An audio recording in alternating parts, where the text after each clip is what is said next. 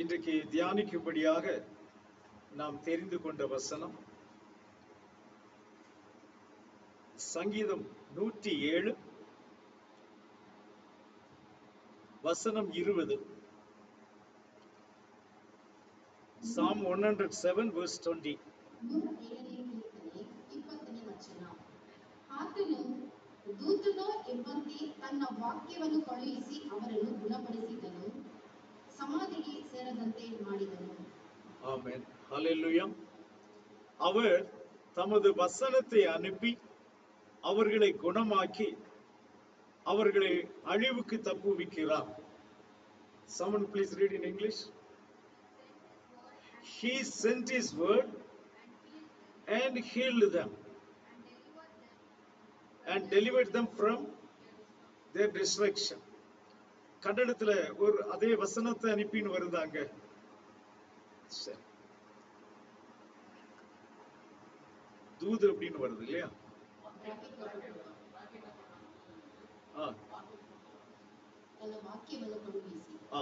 Okay, பிராக்கெட்ல தூதன் போட்டிருக்கோம். சரி, அப்போ அதற்கு முந்தின வசனத்தை நம்ம பார்க்கலாம். 18 and 19.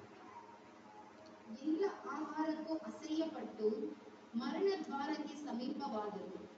ಅವರು ತಮ್ಮ ಇಕ್ಕಟ್ಟಿನಲ್ಲಿ ಯಾಕೋಬನಿಗೆ ಮೊರೆಯಿಡಲು ಆತನು ಅವರನ್ನು ಕಷ್ಟದಿಂದ ಬಿಡಿಸಿದನು. அவர்கள் ஆத்துமா சகல போஜனத்தையும் அரோசிக்கிறது. அவர்கள் மரண வாசல்கள் பரியந்தம் சமீபிக்கிறார்கள். தங்கள் ஆபத்திலே யாகோவாவை நோக்கி கூப்பிடுகிறார்கள். அவர்கள் இக்கட்டுகளுக்கு அவர்களை நீங்களாக்கி ரட்சிக்கிறார். அடுத்த வசனம் தான் எப்படி ரட்சிக்கிறார், அவர் எந்த விதத்தில் அவர்களை ரட்சிக்கிறார் என்ற வசனம்.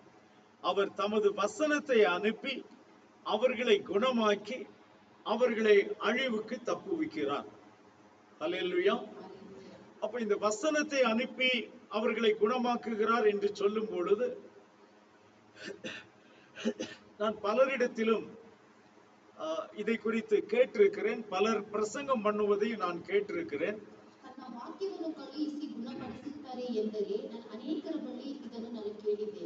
அவர்களில் அநேகர் சொல்லுகிற விளக்கம் என்னவென்றால், யாராகிலும் சுகம் இல்லாமல் இருந்தால் நாம் வேதத்தில் உள்ள ஏதாவது வாக்கியத்தை சொல்லி நாம் ஜெபிக்கும் பொழுது அவர்கள் சுகமடைந்து விடுவார்கள் என்று சொல்லுகிறார்.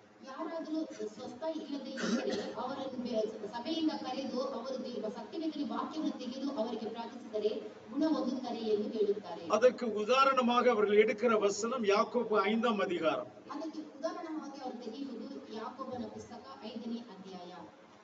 யாக்கோபு 5ஆம் அதிகாரம்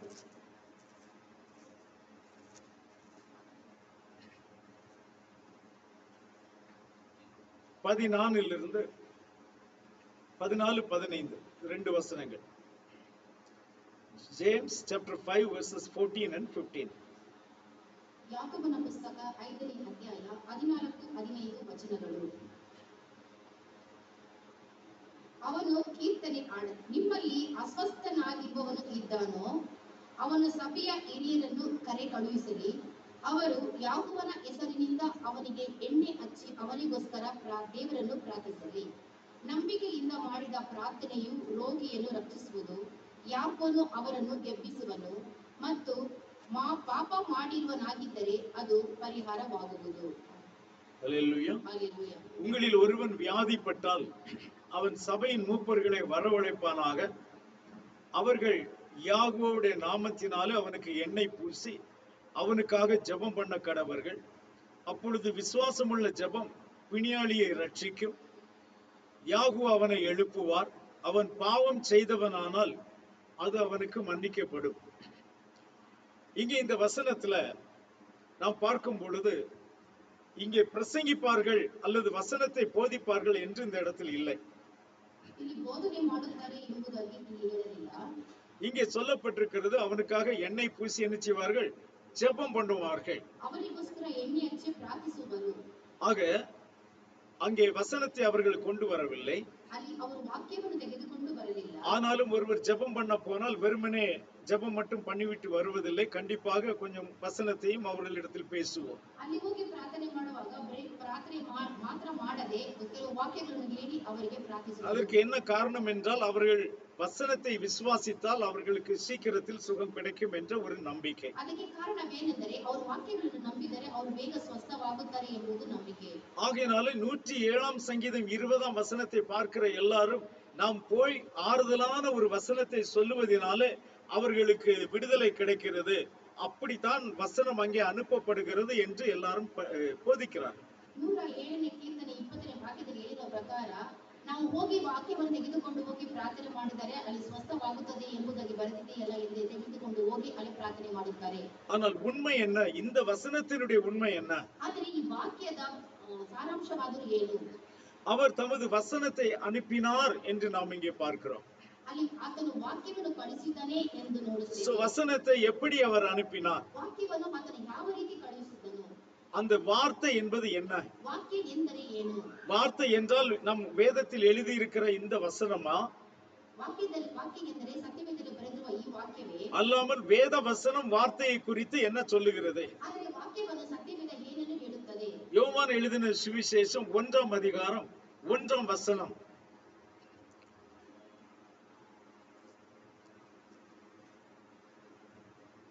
ಯೋಹಾನನ ಪುಸ್ತಕ 1ನೇ ಅಧ್ಯಾಯ 1ನೇ ವಚನ. ಆದಿಯಲ್ಲಿ ವಾಕ್ಯವಿತ್ತು, ಆ ವಾಕ್ಯವು ದೇವರ ಬಳಿಯಲ್ಲಿತ್ತು, ಆ ವಾಕ್ಯವು ದೇವರಾಗಿತ್ತು. ಆ ವಾಕ್ಯವೆಂಬುವನು ಆದಿಯಲ್ಲಿ ದೇವರ ಬಳಿಯಲ್ಲಿ ಇದ್ದನು. அல்லேலூயா. ஆதியிலே வார்த்தை இருந்தது, அந்த வார்த்தை தேவனிடத்தில் இருந்தது, அந்த வார்த்தை தேவனாய் இருந்தது. அல்லேலூயா. இப்ப ஆதியிலே என்ன இருந்தது? ஆதியில் ஏனிತ್ತು?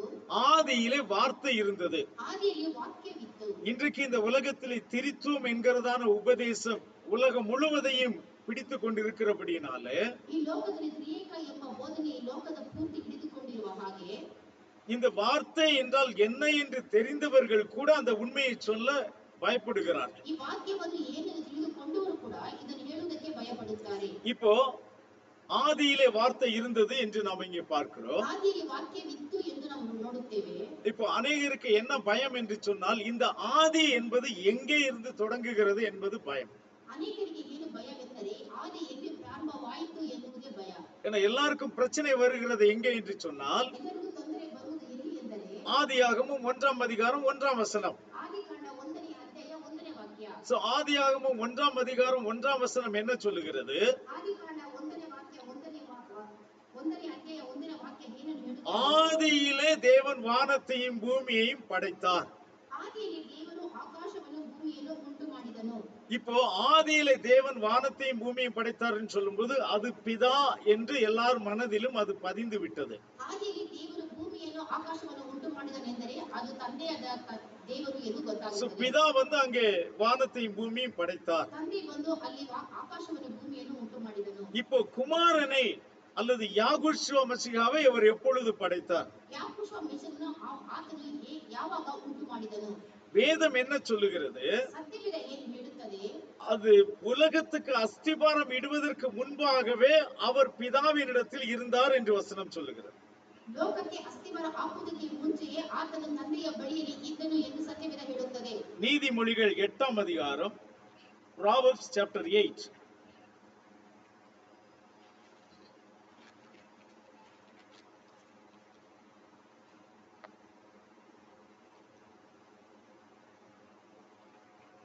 அதுல சில வசனங்களை நாம் பார்ப்போமானால் 22ஆம் வசனத்தை முதலில் வாசிக்கலாம். 22. ಜ್ಞಾನೋಕ್ತಿಗಳು 8ನೇ ಅಧ್ಯಾಯ 22ನೇ ವಚನ. ಯಾಕೋಬನು ತನ್ನ ಸೃಷ್ಟಿ ಕ್ರಮದಲ್ಲಿ ಮೊದಲು ನನ್ನನ್ನು ನಿರ್ಮಿಸಿದನು, ಆತನ ಪುರಾತನ ಕಾರ್ಯಗಳಲ್ಲಿ ನಾನೇ ಪ್ರಥಮ. ஆமென். அல்லேலூயா. ஹalleluya. யாகுவா தமது கிரியைகளுக்கு முன் பூர்வ முதல் என்னை தமது வழியின் ஆதியாக கொண்டிருந்தார். அல்லேலூயா. ஹalleluya. அப்போ எந்த கிரியையும் அவர் செய்வதற்கு முன்பாகவே அவர் குமாரனை தன்னுடைய கிரியைகளில் ஆதியாக கொண்டிருந்தார் என்று இந்த வசனம் சொல்லுகிறது. ಆತನು ಯಾವ ಕ್ರಿಯೆಯನ್ನು ಉಂಟು ಮಾಡುವುದಕ್ಕೆ ಮುಂಚೆನೇ ಆದಿಯಲ್ಲಿ ತನ್ನ ಕುಮಾರನು ಅಲ್ಲಿ ಉಂಟು ಮಾಡಿದನು ಎಂಬುದಾಗಿ ಸತ್ಯವೇದ ಹೇಳುತ್ತದೆ. 23ஆம் வசனம் என்ன சொல்லுகிறது பாருங்கள். ಪ್ರಾರಂಭದಲ್ಲಿ ಭೂಮಿಯು ಹುಟ್ಟುವುದಕ್ಕಿಂತ ಮುಂಚೆ ಅನಾದಿ ಕಾಲದಲ್ಲೇ ಸ್ಥಾಪಿಸಲ್ಪಟ್ಟೇನು. அப்போ பூமி உண்டாகும் முன்னும் ஆதி முதற்கொண்டும் அனாதியாய் நான் அபிஷேகம் பண்ணப்பட்டேன். அல்லேலூயா. அல்லேலூயா. அப்ப இவர் எப்ப இருந்தாரா? ಇದನ್ನು ಹೇಗೆ ಯಾವಾಗಿನಿಂದ ಇದ್ದಾನೆ? பூமி உண்டாகிறதுக்கு முன்னேவே இருந்திருக்கிறார். ಭೂಮಿಯು ಉಂಟಾಗುವುದಕ್ಕೆ ಮುಂಚೆ ಇದ್ದಲೂ ಇದ್ದಾನೆ. அப்ப ஆதியாகமம் 1ஆம் அதிகாரம் 1ஆம் வசனத்திலே நாம் என்ன படித்தோம்? ಆದಿಕಾಂಡ 1ನೇ ಅಧ್ಯಾಯ 1ನೇ ವಾಕ್ಯದಲ್ಲಿ ಏನನ್ನು ಓದಿದ್ದೆವು? ஆதியிலே தேவன் வானத்தையும் பூமியையும் படைத்தார். ಆದಿಯಲ್ಲಿ ದೇವರು ಭೂಮಿಯನ್ನು ಆಕಾಶವನ್ನು ಉಂಟು ಮಾಡಿದನು. ஆனால் இவர் எப்பொழுது இருந்திருக்கிறார்? ಆದರೆ ಈತನು ಯಾವಾಗಿಂದ ಇದ್ದಾರೆ? பூமியும் வானமும் படைக்கப்படுவதற்கு முன்பாகவே இருக்கிறார். ಭೂಮಿಯ ಆಕಾಶವನ್ನು ಉಂಟು ಮಾಡೋದಕ್ಕೆ ಮುಂಚೆಯೇ ಆತನು ಇದ್ದಾನೆ. அப்ப ஆதியிலே வார்த்தை இருந்தது என்று சொல்லும் பொழுது ಆದಿಯಲ್ಲಿ ವಾಕ್ಯವಿತ್ತು ಎಂದು ಹೇಳಿದರೆ அந்த பூமி எல்லாம் உருவாகுவதற்கு முன்பாகவே இருந்தவர் யாகுஷுவா மசிகா தான் என்று உலகம் ஒத்துக்கொள்ள மறுக்கிறது. ಆಕಾಶ ಭೂಮಿ ಉಂಟಾಗುವ ಮುಂಚೆಯಿಂದಲೂ ಯಾಕೋಷುವ ಮೆಸ್ಸಿಯನು ಇದ್ದನು ಎಂದು ಈ ಲೋಕವು ಅದನ್ನು ತಿರಸ್ಕರಿಸುತ್ತದೆ. அதற்கு மிகவும் கஷ்டமான ஒரு வசனம் என்னவென்றால், ಅದಕ್ಕಿಂತ ಕಷ್ಟಕರವಾದ ಒಂದು ವಿಷಯ ಏನೆಂದರೆ, இது நீதிமொழிகள் 8ஆம் அதிகாரம் 30ஆம் வசனம். ನಾನು ಆತನ ಹತ್ತಿರ ಶಿಲ್ಪಿಯಾಗಿದ್ದುಕೊಂಡು ಪ್ರತಿದಿನವೂ ಆನಂದಿಸುತ್ತಾ ಯಾವಾಗಲೂ ಆತನ ಮುಂದೆ ವಿನೋದಿಸುತ್ತಾ, நான் அவர் அருகே செல்ல பிள்ளையா இருந்தேன், நித்தம் அவருடைய மன மகிழ்ச்சியா இருந்து எப்பொழுதும் அவர் சமூகத்தில் களி கூர்ந்தேன் என்று சொல்லுகிறார். இங்கே நாம் உலக பிரகாரமான ஒரு மாமிச பிரகாரமான ஒரு கற்பனையில இதை பார்ப்போமானால், எப்படி ஒரு குழந்தையானது தன்னுடைய தாயினிடத்தில் இருக்கிறதோ அல்லது தகப்பனிடத்தில் இருக்கிறதோ அந்த விதமாக யாகுஷுவா பிதாவினிடத்தில் இருந்தார் என்பதாக நாம் இங்கே பார்க்கிறோம். ಈ ಲೋಕದಲ್ಲಿ ಇರುವ ಪ್ರಕಾರ ನಾವು ಯೋಚನೆ ಮಾಡಿ ನೋಡುವುದಾದರೆ, ಇದು ಯಾಕೋಷುವ ಮೆಸ್ಸಿಯನು ಒಂದು ತಂದೆ ತಾಯಿಯ ಬಳಿಯಲ್ಲಿ ಮಗು ಯಾವ ರೀತಿ ಇರುತ್ತೋ ಆ ರೀತಿ ಇದ್ದಾನೆ ಎಂದು ನಮಗೆ ತಿಳಿದು ಬರುತ್ತದೆ. ஆனால் உண்மையிலேயே அது யாகுஷுவாவை பற்றி சொல்லுகிறதா என்று நாம் பார்ப்போமானால், ನಿಜವಾಗಲೂ ಈ ವಾಕ್ಯ ಯಾಕೋಷುವನ ಬಗ್ಗೆ ಹೇಳುತ್ತದೆ ಎಂದು ನೋಡಿದರೆ, இந்த வசனம் 1ஆம் வசனத்தை பார்க்க வேண்டும். முதல் வசனத்தை, நீதிமொழிகள் 8ஆம் அதிகாரம் 1ஆம் வசனம். ಜ್ಞಾನವೆಂಬ ಆಕೆಯು ಕರೆಯುತ್ತಾಳೆ, ವಿವೇಕವೆಂಬ ಆಕೆಯು ದನಿಗೈಯುತ್ತಾಳೆ. ஞானம் கூப்பிடுகிறது இல்லையோ, புத்தி சத்தமிடுகிறது இல்லையோ. அல்லேலூயா. அது இங்கிலீஷ்ல வாசிங்க யாராவது. Does not wisdom cry out and understanding lift up her voice? Lift up her voice. அங்க வந்து குமாரனை குறித்து சொல்லுகிறதா இல்ல குமாரத்தை குறித்து சொல்லுகிறதா? ಅಲ್ಲಿ ಮಗನ ಬಗ್ಗೆ ಹೇಳುತ್ತದ, ಮಗಳ ಬಗ್ಗೆ ಹೇಳುತ್ತದ? Her voice, not his voice. அப்ப her voice என்று சொல்லும் பொழுது இந்த ஞானத்தை அது ஒரு பெண்மையாக காட்டுகிறது. ಈ ಜ್ಞಾನವನ್ನು ಒಂದು ಸ್ತ್ರೀ ಹಾಗೆ ಅಲ್ಲಿ ತೋರಿಸಲ್ಪಡುತ್ತದೆ. அங்கே குமாரன் என்று சொல்வதற்கு வழி இல்லை. ಅಲ್ಲಿ ಕುಮಾರನ ಹೇಳುವುದಕ್ಕೆ ಯಾವ ಅವಕಾಶವೂ ಇಲ್ಲ. அப்போ தேவன் இந்த உலகத்திலே எல்லாவற்றையும் சிருஷ்டிப்பதற்கு முன்பாகவே ದೇವರು ಈ ಲೋಕದಲ್ಲಿ ಎಲ್ಲವನ್ನು ಉಂಟು ಮಾಡುವುದಕ್ಕೆ ಮುಂಚೆಯೇ ஞானத்தை சிருஷ்டித்தார். ಜ್ಞಾನವನ್ನು ಆತನು ಉಂಟು ಮಾಡಿದನು. அப்ப ஞானம் என்பது எங்கே உருவாகிறது? ಜ್ಞಾನವೆಂಬುದು ಎಲ್ಲಿ ಉಂಟಾಗುತ್ತದೆ?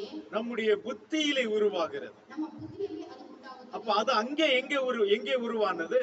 ಅದು ಎಲ್ಲಿ ಉಂಟಾಯಿತು? பிதாவினுடைய புத்தியிலே உருவான விஷயம். ಅದು ತಂದೆಯ ಬುದ್ಧಿಯಲ್ಲಿ ಉಂಟಾದ ಒಂದು ವಿಷಯವಾಗಿದೆ. இவைகள் எல்லாவற்றையும் பிதாவானவர் தம்முடைய கிரியைகளின் ஆதியாக கொண்டிருந்தார்.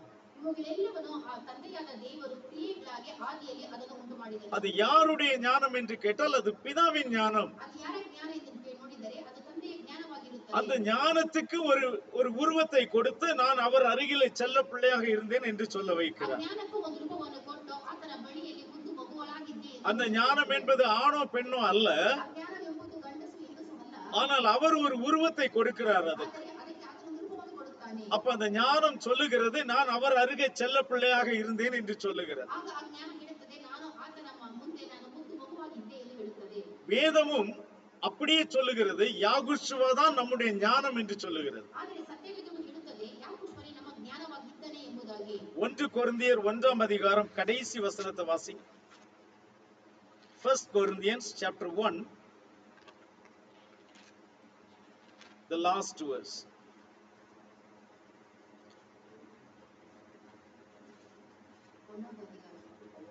Ah. 1 Corinthians chapter 1 verse 31. 1 ಕೊರಿಂಥರಿಗೆ ಪುಸ್ತಕ 1ನೇ ಅಧ್ಯಾಯ 31ನೇ ವಚನ. ಹೆಚ್ಚಳ ಪಡುವವನು ಯಾಕೋಬನಲ್ಲಿ ಹೆಚ್ಚಳ ಪಡಲಿ ಎಂಬ ದೇವೋಕ್ತಿ ನೆರವೇರುವುದಕ್ಕೆ ಇದರಿಂದ ಮಾರ್ಗವಾಯಿತು. இல்லையே சிஸ்டர், 31 வாசிக்கிறீங்க?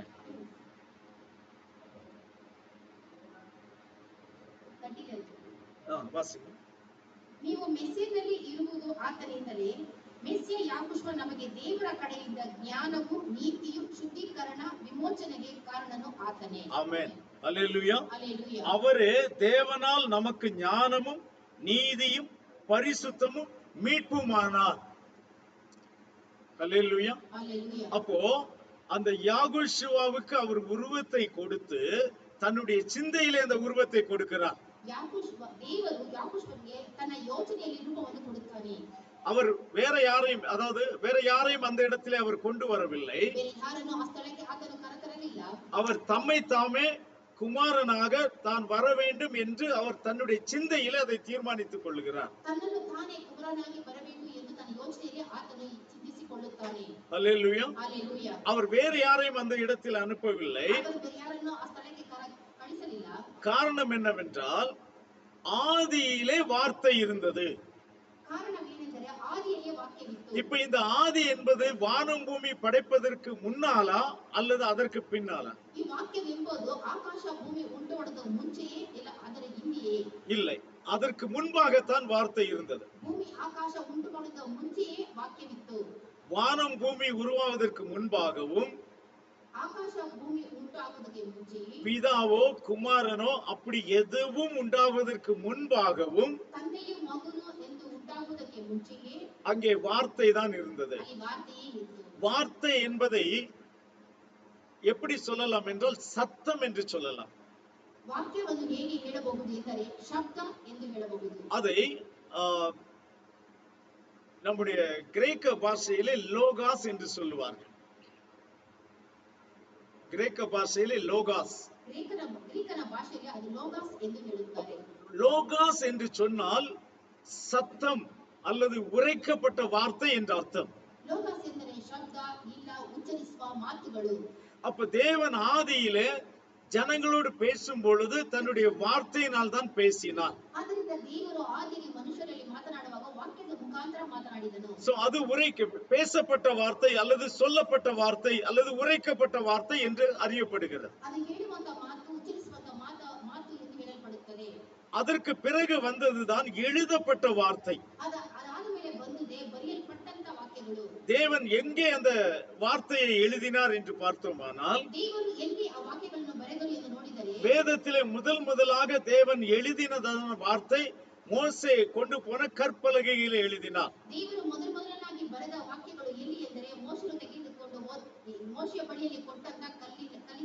மோசே கொண்டு போன கல்லு மட்டுமல்ல, அவர் எடுத்த கல்லிலும் அவர் தன்னுடைய கை விரலினால அதை எழுதினார் என்று நாம் வாசிக்கிறோம்.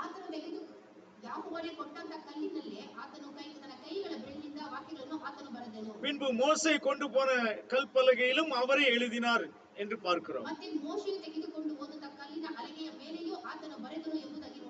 பின்பு வேறொரு இடத்திலே நாம் அதை வாசிக்கிறோம். தானியேலுடைய புஸ்தகத்திலே அங்கே அந்த ராஜாவுக்கு முன்பாக ஒரு கையுறுப்பு தோன்றி அங்கே எழுதிற்று என்று பார்க்கிறோம்.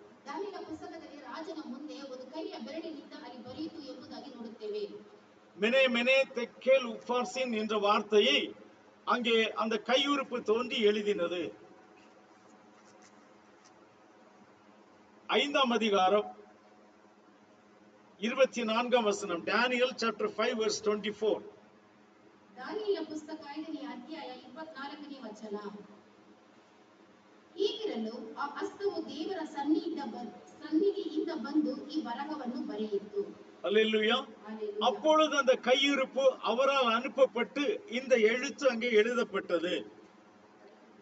அப்ப இங்கே இரண்டாவது இடத்திலே அவர் இங்கே எழுதுகிறார் என்று நாம் பார்க்கிறோம். ಎರಡನೇ ಸ್ಥಳದಲ್ಲಿ ಇಲ್ಲಿ ಆತನು ಬರೆಯುತ್ತಾನೆ ಎಂಬುದಾಗಿ ನೋಡುತ್ತೇವೆ. இதெல்லாம் எழுதுகிறவர் யார்? முதலில் எழுதினவர் யார்? ಮೊದಲಿನಲ್ಲಿ ಬರೆದವರು ಯಾರು? மோசேயினுடைய கற்பனையில் எழுதினவர் யாகுவா, பிதாவாகிய தேவன்.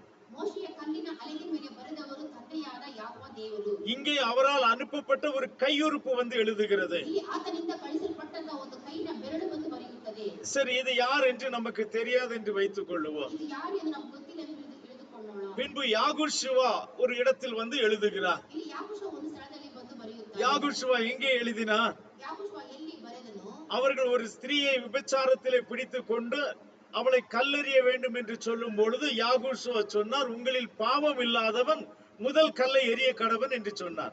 ಅಲ್ಲಿ ಜನರು ಒಂದು ವ್ಯಭಿಚಾರಿಯನ್ನು ಹಿಡಿದುಕೊಂಡು ಬಂದು ಯಾಕೋಷನ ಬಳಿಯಲ್ಲಿ ನಿಲ್ಲಿಸಿದಾಗ ಆತನು ತನ್ನ ಕೈಯ ಬೆರಳಿಂದ ಮಣ್ಣಿನ ಮೇಲೆ ಬರೆದುಕೊಂಡು ನಿಮ್ಮಲ್ಲಿ ಯಾರು ಪಾಪ ಮಾಡಲಿಲ್ಲವೋ ಅವರು ಮೊದಲು ಈಕೆ ಮೇಲೆ ಕಲ್ಲನ್ನು ಎಸೆಯಿರಿ ಎಂದು ಹೇಳಿದನು. யோவான் 8ஆம் அதிகாரத்தில் நாம் அதை வாசிக்கிறோம். ಯೋಹಾನ 8ನೇ ಅಧ್ಯಾಯದಲ್ಲಿ ಅದನ್ನು ನಾವು ಓದುತ್ತೇವೆ. சோ அதை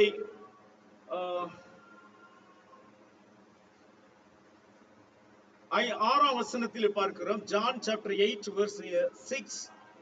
ಯೋಹಾನನ ಪುಸ್ತಕ 8ನೇ ಅಧ್ಯಾಯ 6ನೇ ವಚನ. ಆತನು ನಮ್ಮ ಮೇಲೆ ತಪ್ಪು ಹೊರಿಸುವುದಕ್ಕೆ ಏನಾದರೂ ಒಂದು ನಿಮಿತ್ತ ಬೇಕಾಗಿರುವುದರಿಂದ ಈತನನ್ನು ಏನನ್ನು ತನ್ನ ನೋಡೋಣ ಎಂದು ಹಾಗೆ ಕೇಳಿದನು. ಆದರೆ ಯಾಕೋಷ ಬಗ್ಗಿಕೊಂಡು ಬೆರಳಿನಿಂದ ನೆಲದ ಮೇಲೆ ಬರೆಯುತ್ತಾ ಇದ್ದನು. அடுத்து 8ஆம் வசனத்தையும் வாசித்துருங்க. 8.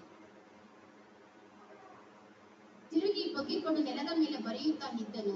இங்கே ரெண்டு இடத்திலே அவர் எழுதினார் என்று நாம் பார்க்கிறோம். ಇಲ್ಲಿ ಎರಡು ಸ್ಥಳದಲ್ಲಿ ಆತನು ಬರೆದನು ಎಂಬುದಾಗಿ ನೋಡುತ್ತೇವೆ. சோ 6ஆம் வசனத்தில் பார்க்கும்போது அவர் மேல் குற்றம் சுமத்துவதற்கான காரணம் உண்டாகும் பொருட்டு அவரை சோதிக்கும்படி இப்படி சொன்னார்கள்.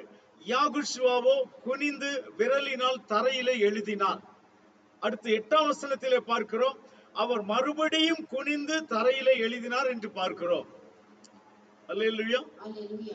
இப்போ எழுதுறத வச்சு நீங்க ஒரு விஷயத்தை நீங்க புரிந்து கொள்ள வேண்டும். ಬರೆಯುವುದನ್ನು ಹಿಡಿದುಕೊಂಡು ನೀವು ಒಂದು ವಿಷಯ ತಿಳಿದುಕೊಳ್ಳಬಹುದು. அங்கே மோசேயினுடைய கற்பலகையிலே எழுதினவர் தான் இவர் என்பதற்கு இது ஒரு அடையாளம். ಅಲ್ಲಿ ಮೋಶೆಯ ಕಲ್ಲಿನ ಹಲಗೆ ಮೇಲೆ ಬರೆದವನು ನಾನೇ ಎಂದು ಗುರುತು ತೋರಿಸುವುದಕ್ಕೋಸ್ಕರ ಇದೊಂದು ಗುರುತಾಗಿರುತ್ತದೆ. அல்லேலூயா. அல்லேலூயா. எவ்வளவாக யாகுஷுவா தன்னை வெளிப்படுத்துகிறார், தான் யார் என்பதை உலகத்துக்கு காண்பிக்கிறார் என்று பாருங்கள். ಆತನು ಎಷ್ಟರ ಮಟ್ಟಿಗೆ ತಾನು ಈ ಲೋಕಕ್ಕೆ ತೋರಿಸಿಕೊಡುತ್ತಾನೆ ಎಂಬುದಾಗಿ ನೋಡಿರಿ. சரி, இன்னும் ஒரு இடத்திலும் எழுதினார். ಮತ್ತೆ ಒಂದು ಸ್ಥಳದಲ್ಲಿ ಆತನು ಬರೆಯುತ್ತಾನೆ. ஒரு இடத்துல எழுதினார், இன்னொரு இடத்துல எழுதுவேன் என்று சொன்னார். ಒಂದು ಸ್ಥಳದಲ್ಲಿ ಬರೆದನು, ಇನ್ನೊಂದ್ಸಲ ಬರೆಯುತ್ತೇನೆ ಎಂದು ಹೇಳಿದನು. சோ இன்னொரு இடத்துல எங்கே எழுதினார் என்று பார்க்கலாம். ಮತ್ತೊಂದು ಸಲ ಎಲ್ಲಿ ಬರೆದನು ಎಂದು ನೋಡೋಣ.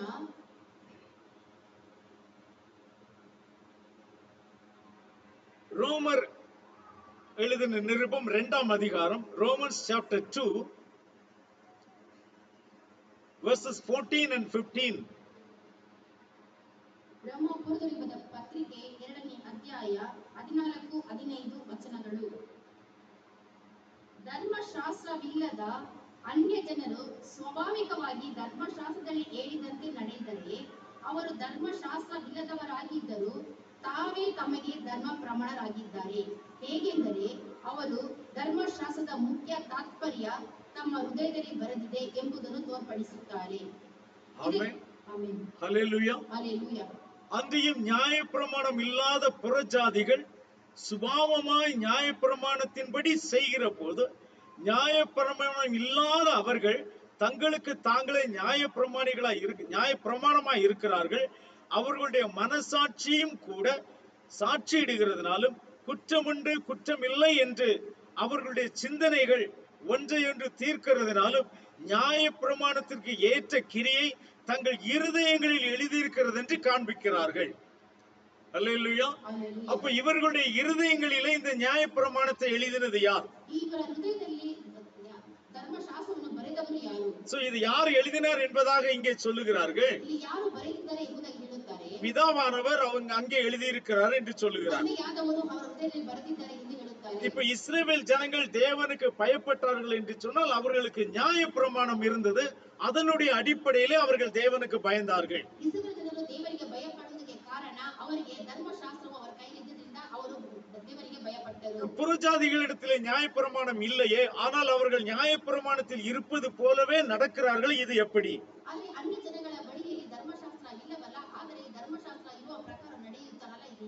எப்படி என்றால் அவர்களுடைய இருதயத்திலே நியாயப்பிரமாணம் எழுதப்பட்டிருக்கிறது என்று சொல்லுகிறார். ಏಕೆಂದರೆ ಅವರ ಹೃದಯದಲ್ಲಿ ಧರ್ಮಶಾಸ್ತ್ರ ಬರೆಯಲ್ಪಟ್ಟಿದೆ ಎಂಬುದಾಗಿ ಹೇಳಲ್ಪಡುತ್ತದೆ. ஹல்லேலூயா. ஹalleluya. ஆனால் எப்பொழுது புஸ்தகத்தில் நியாயப்பிரமாணம் எழுதப்பட்டதோ ಯಾವಾಗ ಪುಸ್ತಕದಲ್ಲಿ ಧರ್ಮಶಾಸ್ತ್ರ ಬರೆಯಲ್ಪಟ್ಟಿತ್ತೋ அப்பொழுது ஜனங்கள் இருதயத்தில் எழுதப்பட்டதை எடுத்து போட்டு விட்டார்கள். ಆಗ ಜನರು ಹೃದಯದಲ್ಲಿ ಬರೆದಿರುವುದನ್ನು ತೆಗೆದು ಹಾಕಿಬಿಟ್ಟರು. ஆனால் தேவன் மீண்டும் நான் இருதயத்தில் எழுதுவேன் என்று சொல்லுகிறார். ಆದರೆ ದೇವರು ಮತ್ತೆ ನನ್ನ ಹೃದಯದಲ್ಲಿ ಇದ್ದದೆ ಹಲಗೆಗೆ ಬರೆಯುತ್ತೇನೆ ಎಂದು ಹೇಳುತ್ತಾನೆ. எபிரேயர் 8ஆம் அதிகாரம் என்று நினைக்கிறேன். 8ஆம் அதிகாரம்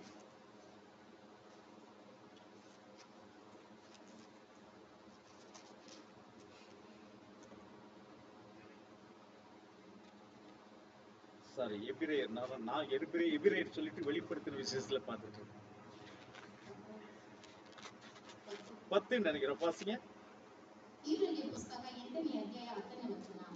ಆ ದಿನಗಳು ಬಂದ ಮೇಲೆ ನಾನು ಇಸ್ರಾಯೇಲ್ ವಂಶದವರೊಳಗೆ ಮಾಡಿಕೊಳ್ಳೋ ಒಡಂಬಡಿಕೆ ಹೀಗಿರುವುದು, ನನ್ನ ಆಜ್ಞೆಯನ್ನು ಅವರ ಮನಸ್ಸಿನಲ್ಲಿ ಇಡುವೆನು, ಅವರ ಹೃದಯದ ಮೇಲೆ ಅವುಗಳನ್ನು ಬರೆಯುವೆನು, ನಾನು ಅವರಿಗೆ ದೇವರಾಗಿರುವೆನು, ಅವರು ನನಗೆ ಪ್ರಜೆಯಾಗಿರುವರು. ஆமென். ஹல்லேலூயா. ஹalleluya. அந்த நாட்களுக்கு பின்பு நான் இஸ்ரவேல் குடும்பத்தாரோடு பண்ணும் உடன்படிக்கையாவது என்னுடைய பிரமாணங்களை அவர்களுடைய மனதிலே வைத்து அவர்களுடைய இருதயங்களில் அவைகளை எழுதுவேன். நான் அவர்கள் தேவனாயிருப்பேன், அவர்கள் என் ஜனமாய் இருப்பார்கள். சோ இப்ப தேவன் எங்கே எழுத போகிறதாக சொல்லுகிறார்? ಈಗ ದೇವರು ಎಲ್ಲಿ ಬರೆಯುತ್ತೇನೆ ಎಂದು ಹೇಳುತ್ತಾನೆ. மீண்டும் இருதயங்களில் எழுத போகிறேன் என்று சொல்லுகிறார். ಮತ್ತೆ ಹೃದಯದ ಮೇಲೆ ಬರೆಯುತ್ತೇನೆ ಎಂಬುದಾಗಿ. அதைத்தான் நாம் ரோமர் 2:14-15 வாசித்தோம். ಅದನ್ನೇ ನಾವು ರೋಮರ ಪುಸ್ತಕ 8:14-15 ನಾವು ಓದಿದ್ದೇವೆ. நியாயப்பிரமாணம் இல்லாத ஜனங்கள் நியாயப்பிரமாணத்தின்படியே நடக்கிறார்களே எப்படி? ಧರ್ಮಶಾಸ್ತ್ರವಿಲ್ಲದಂತ ಜನರು ಧರ್ಮಶಾಸ್ತ್ರ ಪ್ರಕಾರ ನಡೆಯುತ್ತಾರಲ್ಲ, ಅದು ಹೇಗೆ? இப்போ எவ்வளவு கொடூரமானவன் அல்லது துன்மார்க்கனா இருந்தாலும் சில விஷயங்களில நியாயத்துக்கு கீழ்ப்படிவான். ಎಷ್ಟು ದುಷ್ಟನಾಗಿದ್ದರೂ ಅವನು ಕೆಲವು ಸಮಯದಲ್ಲಿ ಧರ್ಮಶಾಸ್ತ್ರಕ್ಕೆ ಅವನು ಅಧೀನನಾಗಿರ್ತಾನೆ. அவன் ஏன் அதற்கு கீழ்ப்படுகிறான்? ಅವನು ಏಕೆ ಅದಕ್ಕೆ ಅಧೀನನಾಗಿರ್ತಾನೆ? அவன் கீழ்ப்படியும்படியாக அவனை ஏவுவது என்னவென்றால் அவன் இருதயத்தில் எழுதியிருக்கிறதான நியாயப்பிரமாணம். ಏಕೆಂದರೆ ಅವನು ವಿಧೇಯನಾಗಿರುವುದು ಅವನ ಹೃದಯದಲ್ಲಿ ಬರೆದಿರುವಂತ ಧರ್ಮಶಾಸ್ತ್ರ. ஆகையினால தான் அநேக துன்மார்க்கர்கள் சில சமயங்களிலே நல்ல காரியங்களை செய்கிறார்கள். ಆದ್ದರಿಂದ ದುಷ್ಟರು ಕೆಲವು ಸಮಯದಲ್ಲಿ ಒಳ್ಳೆಯ ಕಾರ್ಯಗಳನ್ನು ಅವರು ಮಾಡುತ್ತಾರೆ. நாம் அவனை துஷ்டன் என்று ஒதுக்கி விடலாம். ನಾವು ಅದರ ದುಷ್ಟ ಎಂದು ತಳ್ಳಿ ಬಿಡಬಹುದು. ஆனால் சில சமயங்களிலே அவன் நல்ல வேலைகளை செய்கிறான். ಆದರೆ ಕೆಲವು ಸಮಯಗಳಲ್ಲಿ ಆತನ ಒಳ್ಳೆಯ ಕೆಲಸವನ್ನು ಮಾಡುವನಾಗಿರುತ್ತಾನೆ. நாம் உட்கார்ந்து ஆச்சரியப்பட்டு போகிறோம். ನಾವು ಕುಳಿತುಕೊಂಡು ನೋಡಿ ಆಶ್ಚರ್ಯ ಪಡುವರಾಗಿರುತ್ತೇವೆ. இது எப்படி முடியும்? ಇದು ಹೇಗೆ ಸಾಧ್ಯ? இதே விஷயத்தை நான் சொல்லுகிற இந்த விஷயத்தை லூக்கா 18ஆம் அதிகாரத்தில் கூட நாம் வாசிக்கிறோம். ನಾನು ಹೇಳುವಂತ ಈ ವಿಷಯ ಲೂಕ 18ನೇ ಅಧ್ಯಾಯದಲ್ಲಿ ನಾವು ಓದುತ್ತೇವೆ. 1ஆம் வசனத்திலிருந்து வாசித்து பாருங்கள். ಲೂಕ 18ನೇ ಅಧ್ಯಾಯ 1ರಿಂದ. ಬೇಸರಗೊಳ್ಳದೆ ಯಾವಾಗಲೂ ಪ್ರಾರ್ಥನೆ ಮಾಡುತ್ತಿರಬೇಕೆಂದು ಆತನು ಅವರಿಗೆ ಒಂದು ಸಾಮ್ಯವನ್ನು ಹೇಳಿದನು. ಅದೇನೆಂದರೆ, ಒಂದಾನೊಂದು ಊರಿನಲ್ಲಿ ಒಬ್ಬ ನ್ಯಾಯಾಧಿಪತಿ ಇದ್ದನು. ಅವನು ದೇವರಿಗೆ ಹೆದರದೆ ಮನುಷ್ಯರನ್ನು ಅಲಕ್ಷ್ಯ ಮಾಡದೆ ಇದ್ದವನು. ಅದೇ ಊರಿನಲ್ಲಿ ಒಬ್ಬ ವಿಧವೆ ಇದ್ದಳು. ಆಕೆಯು ಅವನ ಬಳಿಗೆ ಬಂದು ನ್ಯಾಯ ವಿಚಾರಣೆ ಮಾಡಿ, ನನ್ನ ವಿರೋಧಿಯಿಂದ ನನ್ನನ್ನು ಬಿಡಿಸು ಎಂದು ಹೇಳಿಕೊಳ್ಳುತ್ತಿದ್ದಳು. ಅವನು ಸ್ವಲ್ಪ ಕಾಲ ಮನಸ್ಸು ಕೊಡಲಿಲ್ಲ. ಆಮೇಲೆ ಅವನು, ನಾನು ದೇವರಿಗೆ ಹೆದರುವವನಲ್ಲ, ಮನುಷ್ಯರನ್ನು ಅಲಕ್ಷ್ಯ ಮಾಡುವವನಲ್ಲ, ಆದರೂ ಈ ವಿಧವೆ ನನ್ನನ್ನು ಕಾಡುತ್ತಾ ಬರುವುದರಿಂದ ಈಕೆಯ ನ್ಯಾಯವನ್ನು ವಿಚಾರಿಸಿ ತೀರ್ಪು ಮಾಡುವೆನು. ಇಲ್ಲವಾದರೆ ಈಕೆಯು ಬಂದು ಕಡೆಗೆ ನನ್ನನ್ನು ದಣಿಸಾಳು ಎಂದು ತನ್ನೊಳಗೆ ಅಂದುಕೊಂಡಳು. அல்லேலூயா. அல்லேலூயா. இந்த மனுஷனை பத்தி வேதம் என்ன சொல்லுகிறது? ಈ ಮನುಷ್ಯನ ಬಗ್ಗೆ ಸತ್ಯವೇದ ಏನನ್ನು ಹೇಳುತ್ತದೆ? 4ஆம் வசனம் என்ன சொல்லுகிறது என்று பாருங்கள். வெகு நாள் வரைக்கும் அவனுக்கு மனதில்லாதிருந்தது. பின்பு அவன், நான் தேவனுக்கு பயப்படாமலும் மனுஷரை மதியாமலும் இருந்தும் இந்த விதவை என்னை எப்பொழுதும் தொந்தரவு செய்கிறபடியினால இவள் அடிக்கடி வந்து என்னை அலட்டாதபடிக்கு இவளுக்கு நியாயம் செய்ய வேண்டும் என்று தனக்குள்ளே சொல்லிக் கொண்டான். அல்லேலூயா. அல்லேலூயா. அவன் துஷ்டன். ಆತನೊಬ್ಬ ದುಷ್ಟನಾಗಿದ್ದನು. அவன் தேவனுக்கு பயப்படாதவன். ಅವನು ದೇವರಿಗೆ ಹೆದರದವನು. எந்த மனுஷனையும் மதிக்காதவன். ಯಾವ ಮನುಷ್ಯರನ್ನು ಲಕ್ಷ್ಯ ಕೊಡುತ್ತಿರಲಿಲ್ಲ. ஆனாலும் அந்த விதவிக்கு நியாயம் செய்ய வேண்டும் என்று அவன் தன் இருதயத்தில் சொல்லிக் கொண்டான். ಆದರೂ ಆ ವಿಧವೆಗೆ ನ್ಯಾಯ ಮಾಡಿ ಕೊಡಬೇಕು ಎಂದು ತನ್ನ ಹೃದಯದಲ್ಲಿ ನೊಂದುಕೊಂಡನು. இப்ப இவன் நியாயம் எந்த நியாய பிரமாணத்தின்படி செய்ய முடியும்? ಈ ನ್ಯಾಯವು ಯಾವ ಧರ್ಮಶಾಸ್ತ್ರ ಪ್ರಕಾರ ಆತನು ಮಾಡುತ್ತಾನೆ? அவன் தேவனை மதிக்காதவன் ஆனபடியினாலே அவன் நிச்சயமாக வேத நியாய பிரமாணத்தின்படி செய்ய மாட்டான். ಅವನು ದೇವರಿಗೆ ಎದುರದೆ ಇರುವವನಾಗಿರುವುದರಿಂದ ಅವನು ಸತ್ಯ ಧರ್ಮಶಾಸ್ತ್ರವನ್ನು ಕೈ ಹಿಡಿಯುವವನಲ್ಲ. ஆனால் நான் நியாயம் செய்வேன் என்று இங்கே சொல்லுகிறான். ಆದರೆ ನಾನು ನ್ಯಾಯವನ್ನು ಮಾಡುವೆನು ಎಂಬುದಾಗಿ ಆತನು ಹೇಳುತ್ತಾನೆ. இந்த நியாயம் எங்கிருந்து வருகிறது அவனுக்குள்ளே? ಅವನಲ್ಲಿ ಈ ನ್ಯಾಯ ಎಲ್ಲಿಂದ ಬರುತ್ತದೆ? என் தேவன் அவனுடைய இருதயத்தில் கூட நியாய பிரமாணத்தை எழுதி வைத்திருக்கிறார். ನನ್ನ ದೇವರು ಅವರ ಹೃದಯದಲ್ಲಿ ಧರ್ಮಶಾಸ್ತ್ರವನ್ನು ಬರೆದಿದ್ದಾನೆ. ஹல்லேலூயா. ஹல்லேலூயா. எந்த துஷ்டனுக்கும் துன்மார்க்கனுக்கும் ஒரு பாவிக்குமே தான் பாவம் செய்ய போவதற்கு முன்பாக நான் பாவம் செய்ய போகிறேன் என்பதை நன்றாக அறிந்துதான் செய்கிறார்கள். ಒಬ್ಬ ದುಷ್ಟನೇ ಆಗಲಿ ಒಬ್ಬ ಪಾಪಿ ಆಗಲಿ ಅವನು ತಾನು ಪಾಪ ಮಾಡುವುದಕ್ಕೆ ಮುಂಚಿತವಾಗಿಯೇ ನಾನು ಪಾಪ ಮಾಡುತ್ತೇನೆ ಎಂದು ಅವನ ಮನಸ್ಸಿನಲ್ಲಿ ನೆನೆಸಿಕೊಳ್ಳುತ್ತಾನೆ. ஏனென்றால் அவன் செய்கிற அந்த பாவத்தை தன்னுடைய மகன் செய்தால் இவன் போய் கண்டிப்பான். ಏಕೆಂದರೆ ಅವನು ಮಾಡುವಂತ ಪಾಪ ಆ ಮಗನು ಮಾಡಿದರೆ ಇದನ್ನು ಹೋಗಿ ಆ ಮಗನನ್ನು ಖಂಡಿಸುವನು. அல்லது அவனுடைய சகோதரியோ இளைய சகோதரனோ செய்தால் அவர்களை கண்டிப்பான். ಅವನ ಸಹೋದರನೇ ಆಗಲಿ ಸಹೋದರನೇ ಆಗಲಿ ಮಾಡಿದರೆ ಇವನು ಖಂಡಿತವಾಗಿ ಹೋಗಿ ಖಂಡಿಸುತ್ತಾನೆ. ஆனால் இவன் அதை செய்து கொண்டுதான் இருப்பான். ಆದರೆ ಇವನು ಅದನ್ನು ಮಾಡುತ್ತಲೇ ಇರುತ್ತಾನೆ. ஒரு நாளிலே அவன் வருத்தப்படுவான். ಒಂದು ದಿನ ಅವನು ನೊಂದುಕೊಳ್ಳುತ್ತಾನೆ. எப்படி வருத்தப்படுகிறான் அவன்? ಅವನು ಯಾವ ರೀತಿ ನೊಂದುಕೊಳ್ಳುತ್ತಾನೆ? ஏனென்றால் தான் செய்தது தன் இருதயத்தில் எழுதியிருக்கிற நியாய பிரமாணத்துக்கு விரோதமானது என்பதை அவன் மனசாட்சி அவனை குத்தி கொண்டிருக்கும். ಏಕೆಂದರೆ ತಾನು ಮಾಡುತ್ತಿರುವುದು ಧರ್ಮಶಾಸ್ತ್ರಕ್ಕೆ ವಿರುದ್ಧವಾದದ್ದು ಎಂದು ಅವನ ಮನಸಾಕ್ಷಿ ಅವನನ್ನು ಚುಚ್ಚಿತರಿಸುತ್ತದೆ. ஏனென்றால் என் தேவன் இந்த உலகத்திலே மனிதர்களை சிருஷ்டிக்கும் பொழுது அவர்களுக்குள் சகலத்தையும் எழுதி வைத்துதான் அனுப்பினார். ಏಕೆಂದರೆ ದೇವರು ಲೋಕದಲ್ಲಿ ಮನುಷ್ಯನನ್ನು ಉಂಟು ಮಾಡುವುದಕ್ಕೆ ಮುಂಚೆಯೇ ಮಾಡುವಾಗ ಎಲ್ಲವನ್ನು ಆತನ ಯೋಚನೆಯ ಅವರ ಮನಸ್ಸಿನಲ್ಲಿ ಎಲ್ಲವನ್ನು ಉಂಟು ಮಾಡಿ ಆತನು ಮಾಡಿದನು. நம்ம இந்த காலத்துல கம்ப்யூட்டர் புரோகிராமிங் என்று சொல்லுகிறோம். ಈಗಾಗಲೇ ನಾವು ಕಂಪ್ಯೂಟರ್ ಕಾರ್ಯಕ್ರಮ ಎಂದು ಹೇಳುತ್ತೇವೆ. அந்த காலத்துல தேவன் மனிதனை உருவாக்கும் பொழுது மனிதனுடைய இருதயத்திற்குள் இந்த புரோகிராம் எல்லாம் அவர் எழுதி வைத்துதான் அனுப்பினார். ದೇವರು ಮನುಷ್ಯನನ್ನು ಉಂಟು ಮಾಡುವಾಗ ಆತನ ಹೃದಯದಲ್ಲಿ ಇಂಥ ಕಾರ್ಯಕ್ರಮಗಳನ್ನು ಅವನು ಉಂಟು ಮಾಡಿ ಕಳುಹಿಸಿದನು. ஆகையினாலதான் மனிதன் எப்பொழுது பார்த்தீர்களானாலும் அவன் ஒரு ஒழுங்குக்குள் தான் போவான். ಆಗ ನೋಡಿದರೆ ಮನುಷ್ಯರು ಯಾವಾಗಲೂ ಒಂದು ಶಿಸ್ತುಗೆ ನಡೀತಿರುತ್ತಾರೆ. அந்த துன்மார்க்கம் செய்கிற துன்மார்க்கன் கூட அவன் ஒரு ஒழுங்கின்படிதான் அதையும் செய்வான். ಆ ದುಷ್ಟನು ಮಾಡುವ ದುಷ್ಟ ಕಾರ್ಯವು ಅವನ ಶಿಸ್ತಿನಲ್ಲೇ ಮಾಡುತ್ತಾನೆ. அப்ப ஏன் அவன் அப்படி செய்கிறான் என்றால் ಏಕೆ ಅವನು ಆ ರೀತಿ ಮಾಡುತ್ತಾನೆ ಎಂದರೆ தேவன் எழுதி வைத்த புரோகிராம் அவனுடைய உள்ளத்தில் இருக்கிறது. ದೇವನು ಬರೆದು ಇಟ್ಟಂತ ಕಾರ್ಯಕ್ರಮ ಅವನ ಅಂತರಂಗದಲ್ಲಿ ಇದೆ. நம் தேவன் எழுதி வைத்தார் என்பதை நான் இதற்கு முன்பாக நான் உங்களுக்கு சொல்லி இருக்கிறேன். ದೇವನು ಬರೆದಿದ್ದಾನೆ ಎಂದು ನಾನು ಇದಕ್ಕಿಂತ ಮುಂಚಿತವಾಗಿ ನಿಮ್ಮಲ್ಲಿ ಹೇಳಿದ್ದೇನೆ. பிரசங்கியின் புஸ்தகம் 3ஆம் அதிகாரம் 11ஆம் வசனத்தை நாம் வாசிப்போமானால் எக்லாசியஸ் chapter 3 verse 11. பிரசங்கி 3:11. ಪ್ರಸಂಗಿ ಪುಸ್ತಕ 3ನೇ ಅಧ್ಯಾಯ 11ನೇ ವಚನ. ಒಂದೊಂದು ವಸ್ತುವನ್ನು ಸಮಯಕ್ಕೆ ತಕ್ಕ ಹಾಗೆ ಅಂದವಾಗಿ ನಿರ್ಮಿಸಿದ್ದಾನೆ. ಇದಲ್ಲದೆ ಮನುಷ್ಯರ ಹೃದಯದಲ್ಲಿ ಅನಂತ ಕಾಲದ ಯೋಚನೆಯನ್ನು ಇಟ್ಟಿದ್ದಾನೆ. ஹல்லேலூயா. இது தமிழில கொஞ்சம் வித்தியாசமா இருக்கு. அவர் சகலத்தையும் அதினதின் காலத்திலே நேர்த்தியாய் செய்திருக்கிறார். உலகத்தையும் அவர்கள் உள்ளத்திலே வைத்திருக்கிறார் என்று இந்த இடத்துல உலகத்தில் என்று தமிழ்ல போட்டிருக்கிறது. அது இது கன்னடத்துல கூட அது நித்தியம் என்றுதான் அங்கே அர்த்தத்துல கொடுக்கப்பட்டிருக்கிறது. இங்கிலீஷ்ல வாசிங்க. He has made everything beautiful in its time, and also he has put eternity in their heart, except that no one can find out the work Elohim does from the beginning of the world. Hallelujah. ஒரு மனிதனை சிருஷ்டிக்கும் பொழுது அவனுடைய உள்ளத்திலே நித்தியம் என்பதையும் வைத்துதான் அவர் அனுப்பி இருக்கிறார். ಒಬ್ಬ ಮನುಷ್ಯನನ್ನು ಉಂಟು ಮಾಡುವಾಗ ಆತನಲ್ಲಿ ನಿತ್ಯ ಎಂಬುದನ್ನು ಆತನು ಇಟ್ಟು ಉಂಟು ಮಾಡಿದ್ದಾನೆ. எந்த மனுஷனும் அற்ப காலத்தில் சாக வேண்டும் என்பது தேவனுடைய திட்டமோ தீர்மானமோ கிடையாது. ಯಾವ ಮನುಷ್ಯನು ಅಲ್ಪ ಕಾಲದಲ್ಲಿ ಮರಣ ಹೊಂದಬೇಕು ದೇವರ ಚಿತ್ತವಲ್ಲ.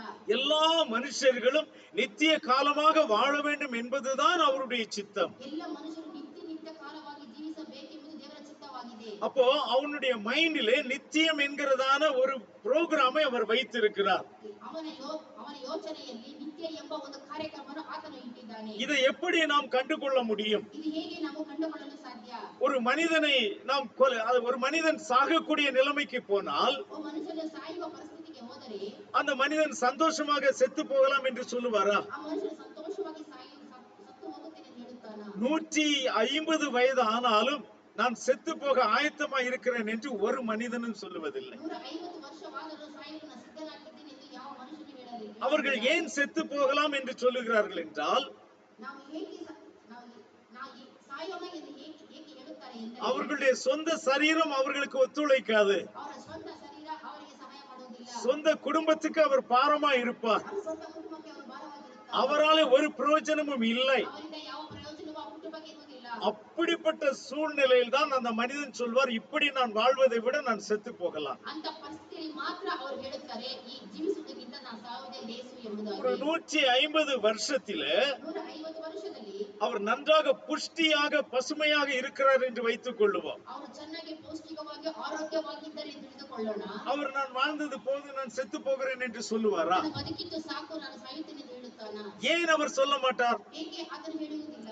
காரணம் என்றால் தேவன் நித்தியம் என்பதை அவருடைய உள்ளத்திலே வைத்திருக்கிறார். ಕಾರಣ ದೇವರು ನಿತ್ಯ ಎಂಬುದನ್ನು ಆತನ ಅಂತರಂಗದಲ್ಲಿ ಇಟ್ಟಿದ್ದಾನೆ.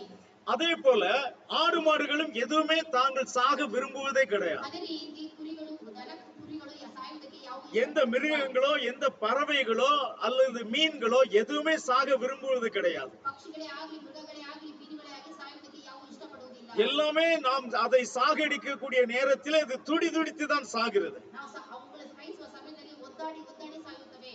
காரணம் என்ன? அந்த சாவு என்கிற புரோகிராம் அவர்களுக்குள் இல்லை. ಸಾವು ಎಂಬುವ ಕಾರ್ಯಕ್ರಮ ಅವರಲ್ಲಿ ಇಲ್ಲ. தேவன் சிருஷ்டித்தவைகள் எல்லாவற்றையுமே நித்தியத்திற்காக தான் சிருஷ்டித்தார். ದೇವರು ಉಂಟು ಮಾಡಿದ ಪ್ರತಿಯೊಂದನ್ನು ನಿತ್ಯಕ್ಕಾಗಿ ಆತನು ಉಂಟು ಮಾಡಿದ್ದಾನೆ. செடி கொடிகள் சந்தோஷமாக செத்து போகிறதா? ಮರ ಗಿಡಗಳು ಸಂತೋಷವಾಗಿ ಸಾಯುತ್ತವಾ? சரி, உங்களிடத்தில் ஒரு சயின்ஸ் கேள்வி, ஜெனரல் நாலேஜ் கேள்வி. ನಿಮ್ಮಲ್ಲಿ ವಿಜ್ಞಾನದ ಒಂದು ಪ್ರಶ್ನೆ ಕೇಳುತ್ತೇನೆ. செடிகளுக்கு உயிர் உண்டு என்று சொன்னவர் யார்? Very good. எல்லாரையும் பாஸ் பண்ண வச்சிட்டீங்க. சரி, அப்படி இருக்கு. என்ன பேர் சொன்னாரு அவரு?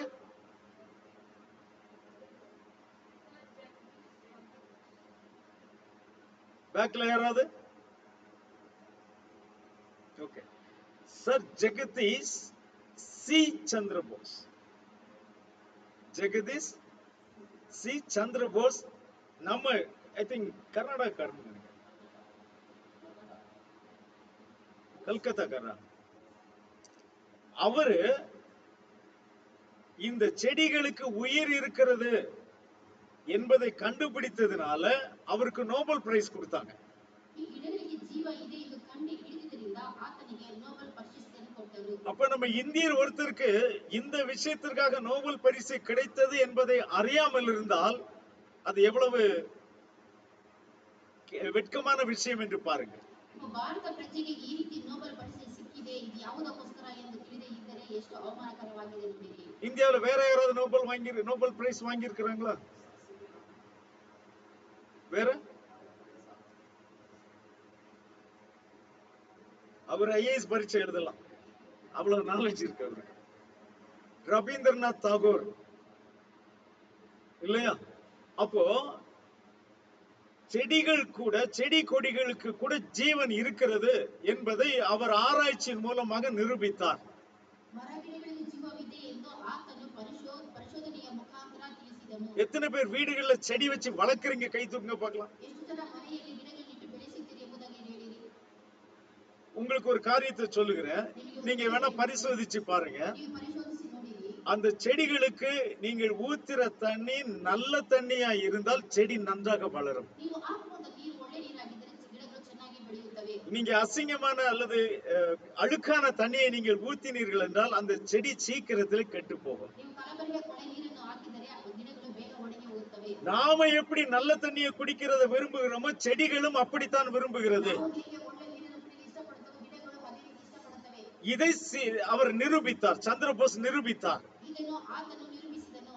இன்னொரு காரியத்தையும் அவர் சொன்னார். ಮತ್ತೊಂದು ಕಾರ್ಯವನ್ನು ಆತನು ಹೇಳಿದನು. நல்ல மியூசிக் இருக்கிற இடங்கள்ல செடிகள் நன்றாக வளரும் என்று சொன்னார். ಒಳ್ಳೆಯ ವಾದ್ಯಗಳಿರುವ ಸ್ಥಳದಲ್ಲಿ ಗಿಡಗಳು ಚೆನ್ನಾಗಿ ಬೆಳೆಯುತ್ತದೆ ಎಂಬುದಾಗಿ. அப்ப நமக்கு மட்டும்தான் மியூசிக் பிடிக்கும் என்றல்ல, செடி கொடிகளுக்கும் மரங்களுக்கும் கூட மியூசிக் பிடிக்கும். ನಮಗೆ ಮಾತ್ರ ವಾದ್ಯಗಳು ಇಷ್ಟವಾಗುತ್ತದೆ ಅಲ್ಲ, ಗಿಡಗಳಿಗೂ ಅವು ಇಷ್ಟವಾಗುತ್ತವೆ. ಮಾಡುತ್ತವೆ. அப்ப எல்லாருடைய இருதயத்திலுமே தேவன் தன்னுடைய வார்த்தையை எழுதி வைத்திருக்கிறார். ಆದ್ದರಿಂದ ದೇವರು ಎಲ್ಲರ ಹೃದಯದಲ್ಲಿ ತನ್ನ ವಾಕ್ಯಗಳನ್ನು ಆತನು ಬರೆದಿದ್ದಾನೆ. ஆகவே நான் அறியாமல் செய்து விட்டேன் என்று சொல்வதற்கு வாய்ப்பே கிடையாது. ಆದ್ದರಿಂದ ತಿಳಿಯದೆ ಮಾಡಿದ್ದೇನೆ ಎಂದು ಹೇಳುವುದಕ್ಕೆ ಅವಕಾಶವೇ ಇಲ್ಲ. நாம் எல்லாரும் மனசாட்சியை கொன்றுவிட்டு என்று சொன்னால் அங்கே எழுதியிருக்கிற நியாயப்பிரமாணத்தை மறைத்து விட்டு தான் நாம் தவறு செய்கிறோம். ನಾವು ಎಲ್ಲರೂ ಮನಸಾಕ್ಷಿಗೆ ವಿರೋಧವಾಗಿ ನಾವು ಪಾಪಗಳನ್ನು ಮಾಡುತ್ತೇವೆ. திடீரென்று செய்வது வேறு, ನಾವು ತಕ್ಷಣ ಮಾಡುವುದು ಬೇರೆ. ஆனால் திட்டமிட்டு அல்லது வாய்ப்புகளை உருவாக்கி செய்கிற தவறுகள் மனப்பூர்வமாக செய்கிற தவறுகள் தான். ಯೋಚನೆ ಮಾಡಿ ಅವಕಾಶ ಮಾಡಿಕೊಂಡು ಮಾಡುವ ತಪ್ಪುಗಳು ಇರುತ್ತವೆ. ஆனால் தேவனிடத்தில் சொல்லும்போது நம்ம என்ன சொல்லுகிறோம்?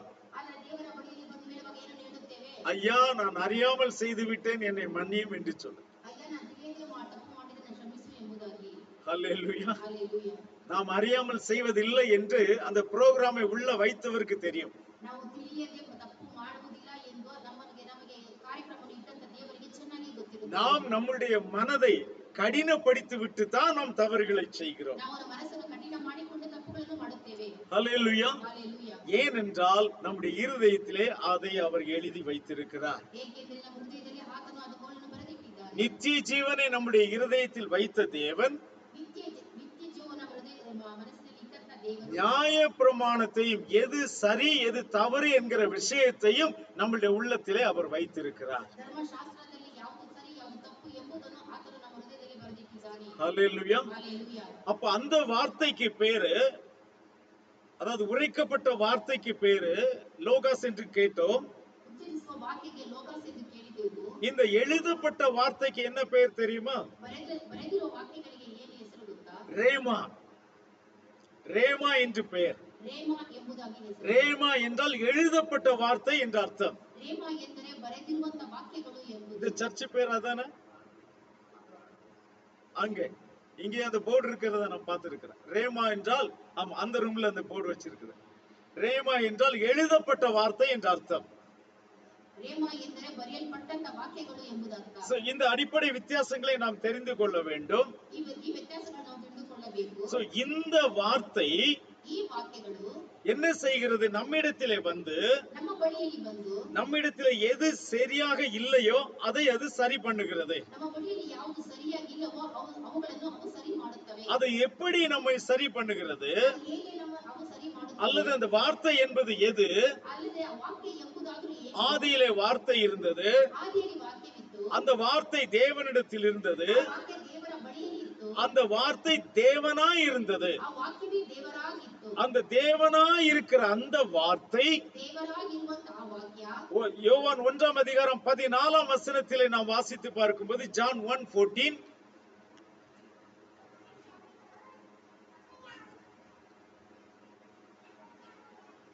அந்த வார்த்தை மாமிசமாகி கிருபையும் சத்தியமும் நிறைந்தவராய் மனுஷர்களுக்குள்ளே வாசம் பண்ணினார் என்று அந்த வசனத்தை வாசிக்கிறோம். ಆ ವಾಕ್ಯವೆಂಬ ಆತನ ಅವತಾರ ಎತ್ತಿ ನಮ್ಮ ಮಧ್ಯದಲ್ಲಿ ವಾಸ ಮಾಡಿದನು. ஹல்லேலூயா. அப்ப அன்றைக்கு உருவமற்ற வெறும் சத்தமாக இருந்த அந்த வார்த்தையானது ಆ ಕಾಲದಲ್ಲಿ ಅವು ಬರೀ ಶಬ್ದವಾಗಿದ್ದಂತ ವಾಕ್ಯಗಳು இன்றைக்கு அது உருவமாಗಿ வந்தது. ಈ ದಿನದಲ್ಲಿ ಅದು ರೂಪಾಂತರಗೊಂಡು ಬಂತು. அது மாமிசமாகி வந்தது. ಅದು ಮಾಂಸವಾಗಿ ಬಂತು. ஆக தேவனுடைய திட்டத்தின்படி தேவன் தமது வார்த்தையை அனுப்பினார் என்று சொல்லுகிறது. ದೇವರ ಪ್ರಕಾರ ಅದು ವಾಕ್ಯವನ್ನು ಕಳಿಸಿದನು ಎಂದು ಹೇಳುತ್ತದೆ. ஆனால் அங்கே வார்த்தையை அனுப்பவில்லை, அவர் யாகுஷுவ மெசிகாவை அனுப்பினார். ಅಲ್ಲಿ ಆತನು ವಾಕ್ಯವನ್ನು ಕಳಿಸಲಿಲ್ಲ, ವಾಕ್ಯವೆಂಬ ಯಾಹುಷುವ ಮೆಸ್ಸಿಯನನ್ನು ಆತನು ಕಳಿಸಿದನು. அந்த வார்த்தை மாமிசமானது என்று நாம் பார்க்கிறோம். ಆ ವಾಕ್ಯ ಮಾಂಸವಾಯಿತು ಎಂದು ನೋಡುತ್ತೇವೆ. அந்த வார்த்தை ஏன் மாமிசமானது? ಆ ವಾಕ್ಯ ಏಕೆ ಮಾಂಸವಾಗಿ ಬದಲಾಯಿತು? எபிரேயர் 2:14 வாசித்து பார்க்கலாம். Hebrew chapter 2:14. ಇಬ್ರಿಯರ ಪುಸ್ತಕ 2ನೇ ಅಧ್ಯಾಯ 14ನೇ ವಚನ. ಇದಲ್ಲದೆ ಮಕ್ಕಳು ರಕ್ತ ಮಾಂಸಧಾರಿಗಳಾಗಿ ಇರುವುದರಿಂದ ಆತನು ಅವರಂತೆಯೇ ಆದನು. ತನ್ನ ಮರಣದಿಂದಲೇ ಮರಣ ಅಧಿಕಾರಿಯನ್ನು ಅಂದರೆ ಸೈತಾನನು ಅಡಗಿಸುವುದಕ್ಕೂ ಮರಣ பிள்ளைகள் மாம்சத்தையும் இரத்தத்தையும் உடையவர்களாய் இருக்க ಮಕ್ಕಳು ರಕ್ತ ಮಾಂಸಧಾರಿಗಳಾಗಿ ಇರುವುದರಿಂದ ಆತನು ಅವರಂತೆಯೇ ಆದನು. ஆமென். அல்லேலூயா. பிள்ளைகள் மாம்சத்தையும் இரத்தத்தையும் உடையவர்களாய் இருப்பதினால் அவரும் அவர்களைப் போல மாம்சத்தையும் இரத்தத்தையும் உடையவரானார். அல்லேலூயா. அல்லேலூயா. அப்போ அவர் ஏன் மாம்சமாய் மாறினார் என்றால், மாமிசத்தில் இருக்கிற நம்மை ரட்சிக்கும்படிக்கு அந்த வார்த்தையானது மாமிசமாக மாறினது. ಆತನು ಏಕೆ ಮಾಂಸಧಾರಿಯಾದನು ಅಂದರೆ ಮಾಂಸವಾಗಿರುವ ತನ್ನ ಮಕ್ಕಳನ್ನು ರಕ್ಷಿಸೋಸ್ಕರ ಆತನು ಮಾಂಸಧಾರಿಯಾದನು. யோவான் எழுதின சுவிசேஷம் 3ஆம் அதிகாரம் 17ஆம் வசனத்தை வாசிக்கலாம். ಯೋಹಾನನ ಪುಸ್ತಕ 3ನೇ ಅಧ್ಯಾಯ 17ನೇ ವಚನ. ದೇವರು ತನ್ನ ಮಗನ ಮುಖಾಂತರ ಲೋಕಕ್ಕೆ ರಕ್ಷಣೆಯಾಗಬೇಕೆಂದು ಆತನನ್ನು ಕಳಿಸಿಕೊಟ್ಟನು ಹೊರತಾಗಿ ತೀರ್ಪು ಮಾಡುವುದಕ್ಕಾಗಿ ಕಳಿಸಲಿಲ್ಲ. அல்லேலூயா. அல்லேலூயா. உலகத்தை ஆக்கினைக்குள்ளாக தீர்க்கும்படி தேவன் தம்முடைய குமாரனை உலகத்தில் அனுப்பாமல் அவராலே உலகம் ரட்சிக்கப்படுவதற்காகவே அவரை அனுப்பினார். எதை அனுப்பினார்? வார்த்தையை அனுப்பினார். ಯಾವುದನ್ನು ಆತನು ಕಳಿಸುತ್ತಾನೆ ಎಂದರೆ ವಾಕ್ಯವನ್ನು ಕಳಿಸಿದನು. அல்லேலூயா. ஆக இப்படியாக தம்முடைய வார்த்தையை அனுப்பினார். ಈ ರೀತಿಯಾಗಿ ಆತನು ತನ್ನ ವಾಕ್ಯವನ್ನು ಕಳಿಸಿದನು. அந்த வார்த்தை என்ன செய்தது? ಆ ವಾಕ್ಯ ಏನು ಮಾಡಿತು? அந்த வார்த்தை ஜனங்களுக்கு சுகத்தை அளிக்கக்கூடிய வல்லமையை அந்த வார்த்தை பெற்றுக்கொண்டது. ಆ ಜನಗಳಿಗೆ ಸ್ವಸ್ಥವನ್ನು ಕೊಡುವುದಕ್ಕಾಗಿ ಆತನು ಶಕ್ತಿಯನ್ನು ಪಡೆದುಕೊಂಡಿತ್ತು. எங்கே அந்த வல்லமையை அது பெற்றுக்கொண்டது? ಎಲ್ಲಿ ಆ ಶಕ್ತಿಯನ್ನು ಅದು ಪಡೆದುಕೊಂಡಿತ್ತು? கல்வாரி சிலுவையிலே அது பெற்றுக்கொண்டது. ಅದು ಕಲ್ವಾರಿ ಶಿಲುಬೆಯಲ್ಲಿ ಅದನ್ನು ಪಡೆದುಕೊಂಡಿತು. ஏசாயா 53ஆம் அதிகாரத்தில் இதை நாம் வாசிக்கிறோம். ಯೆಶಾಯ ಪ್ರವಾದಿಯ ಪುಸ್ತಕ 53ನೇ ಅಧ್ಯಾಯದಲ್ಲಿ ನಾವು ಅದನ್ನು ಓದುತ್ತೇವೆ. Isaiah 53 verse 5. ಯೆಶಾಯ ಪ್ರವಾದಿಯ ಪುಸ್ತಕ 53ನೇ ಅಧ್ಯಾಯ 5ನೇ ವಚನ.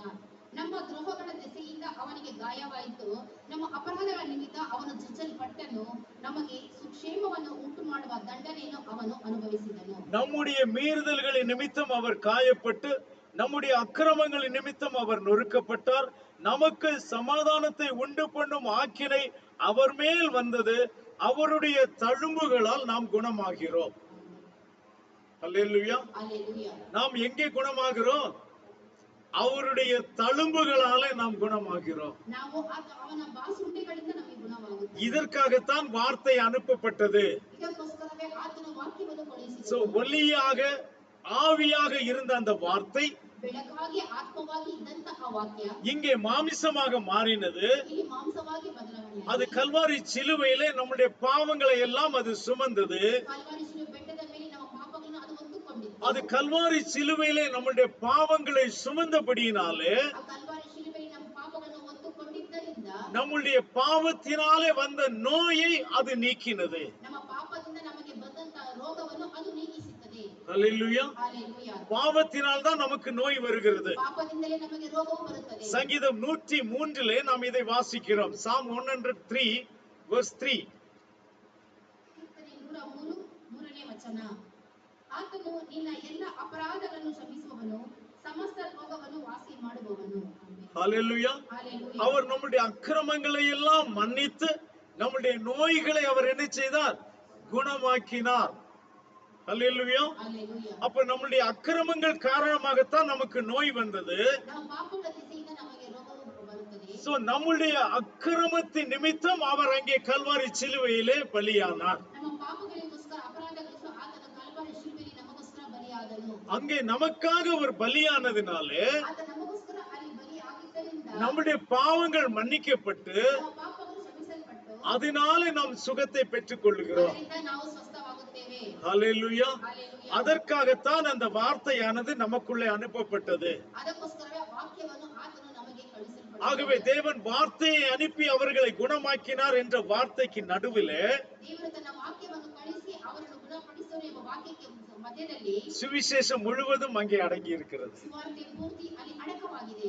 ஹalleluya. ಹalleluya. ஆகையால இனிமேல் அந்த வார்த்தையை நீங்கள் வாசிக்கும் பொழுது ಇನ್ನು ಮೇಲೆ ನೀವು ಆ ವಾಕ್ಯವನ್ನು ಓದುವಾಗ அவருடைய தியாகம் உங்கள் மனதிற்குள் வர வேண்டும். ಆತನ ತ್ಯಾಗವು ನಿಮ್ಮ ಮನಸ್ಸಿನಲ್ಲಿ ಬರಬೇಕು. எனக்காக அந்த வார்த்தையானது நொறுக்கப்பட்டது. ನನಗೋಸ್ಕರ ಆ ವಾಕ್ಯ ಜಜ್ಜಲ್ಪಟ್ಟಿತು. அப்பம் நொறுக்கப்படுவது போல எனக்காக அந்த வார்த்தை சிலுவையிலே நொறுக்கப்பட்டது. ರೊಟ್ಟಿ ಜಜ್ಜಲ್ಪಡುವ ಪ್ರಕಾರ ಆ ಶಿಲುಬೆಯಲ್ಲಿ ಆತನ ದೇಹವು ನಮಗಾಗಿ ಜಜ್ಜಲ್ಪಟ್ಟನು. அந்த வார்த்தையை தான் தேவன் எனக்காக அனுப்பினார். ಆ ವಾಕ್ಯವನ್ನೇ ದೇವರು ನನಗೋಸ್ಕರ ಕಳುಹಿಸಿದನು. சங்கீதக்காரன் அந்த சங்கீதத்திலே இதை பாடும் பொழுது ಕೀರ್ತನೆಗಾರನು ಕೀರ್ತನೆಯಲ್ಲಿ ಇದನ್ನು ಹಾಡುವಾಗ ಹಾಡುವಾಗ அவர் நிச்சயமாக இதை உணர்ந்து பாடினாரா இல்லையா என்று நமக்கு தெரியாது. ಅದು ನಿಜವಾಗ್ಲೂ ಅನುಭವಿಸಿ ಹಾಡಿದನ ಎಂದು ನಮಗೆ ಗೊತ್ತಿಲ್ಲ. அது அவருக்கு தெரிஞ்சிருக்க வாய்ப்பே இல்லை. ಇದು ಅವರಿಗೆ ಗೊತ್ತಿರುವುದಕ್ಕೆ ಅವಕಾಶವೇ ಇಲ್ಲ. அவர்கள் தங்களை அறியாமலே தீர்க்க தரிசனமாக அதை பாடிவிட்டு போய் விடுகிறார்கள். ಅವರಿಗೆ ತಿಳಿಯದೆ ಅವರು ಪ್ರವಾದನೆಯಾಗಿ ಇದನ್ನು ಹಾಡಿ ಹೋಗುತ್ತಾರೆ. பின்னாளிலே தேவன் அதை நமக்கு வெளிப்படுத்தி தருகிறார்.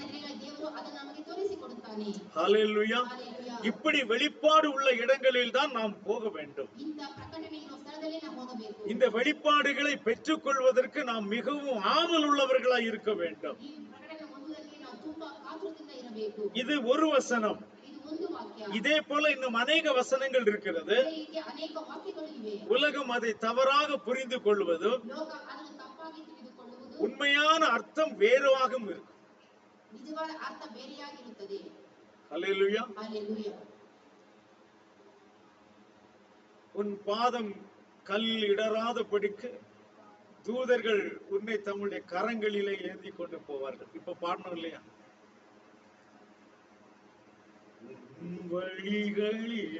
வழிகளிலெல்லாம் உன்னை தூதர்கள் காத்திடுவார், உன் பாதம் கல்லில் இடராதபடி தங்கள் கரங்களில் ஏந்திடுவார், உன் பாதம் கல்லில் இடராதபடி தங்கள் கரங்களில் ஏந்திடுவார்.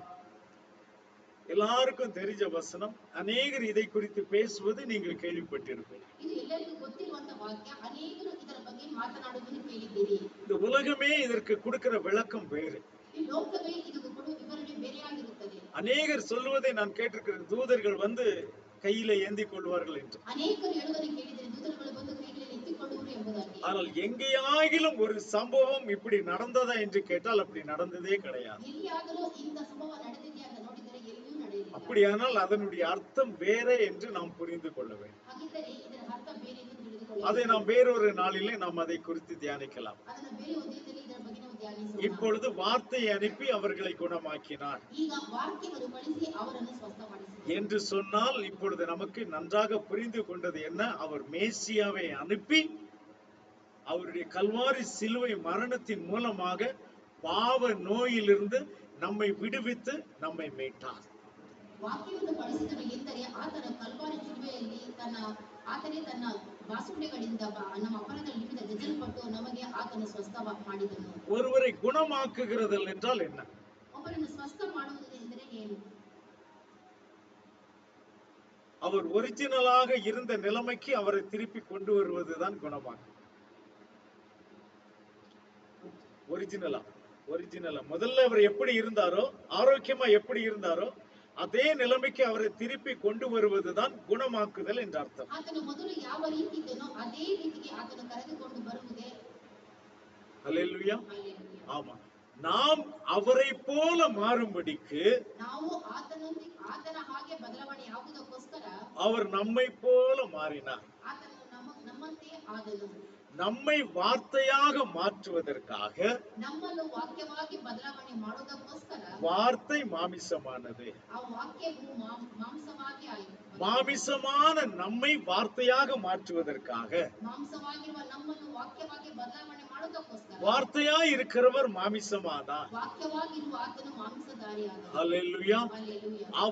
அவரை சந்திக்கும் பொழுது நாம் அவரை போல் இருப்போம் என்று வசனம் சொல்லுகிறது. ನಾವು ಆತನನ್ನು ಎದುರುಗೊಳ್ಳುವಾಗ ಆತನ ಹಾಗೆ ಇರುವುದು ಎಂದು ವಾಕ್ಯಗಳು ಹೇಳುತ್ತವೆ. ஹல்லேலூயா.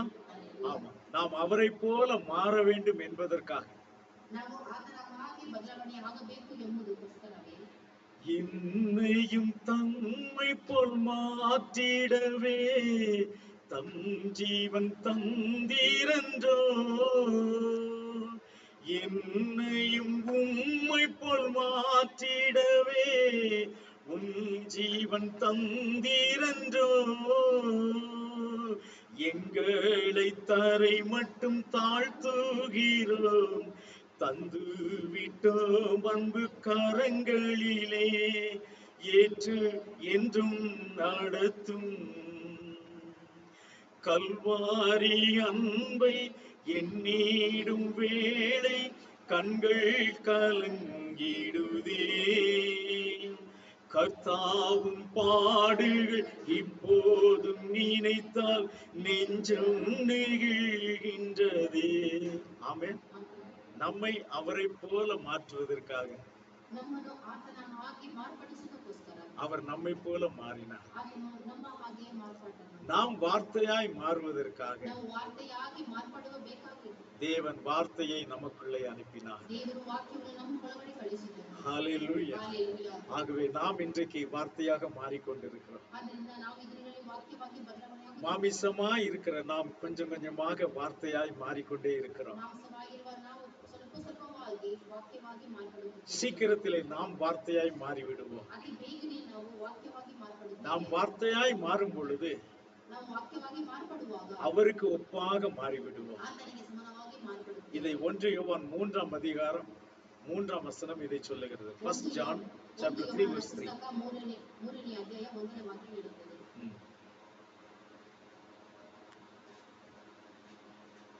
இப்பொழுது நாம் தேவனுடைய பிள்ளைகளாய் இருக்கிறோம்.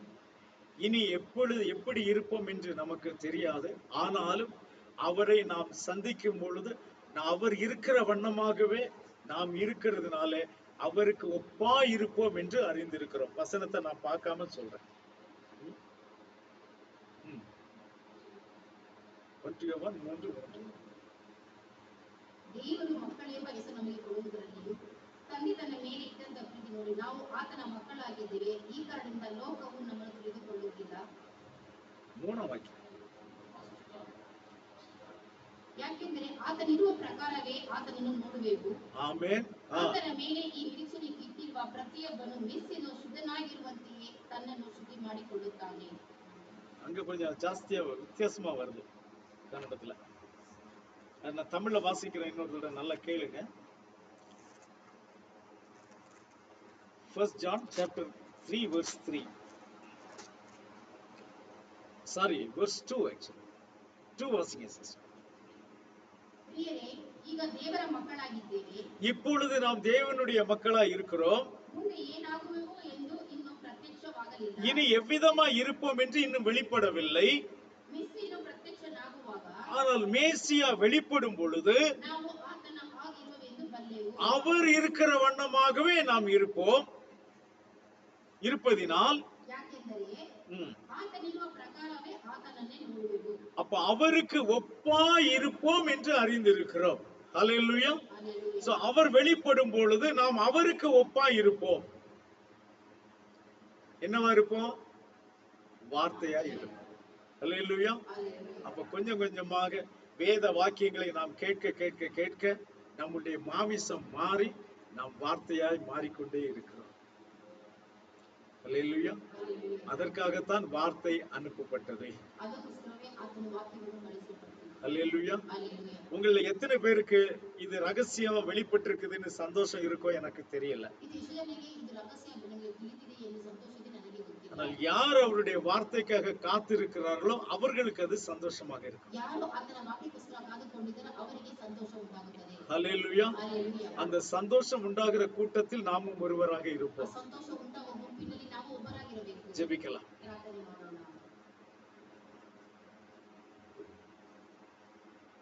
எங்களை அளவில்லாமல் நேசிக்கிற எங்கள் பரலோக பிதாவே, நீர் கொடுத்ததான இந்த வார்த்தைக்காக, இந்த வார்த்தையினுடைய விளக்கத்திற்காக நாங்கள் உமக்கு நன்றி சொல்லுகிறோம் தகப்பனே. ஸ்தோத்திரிக்கிற ஐயா, தேவரீர் எவ்வளவு பெரிய ரகசியங்களை ஒரு வார்த்தையிலே நீர் மறைத்து வைத்திருந்தீர் ஐயா. ஒரு வசனத்திலே நீர் மறைத்து வைத்திருந்தீர்.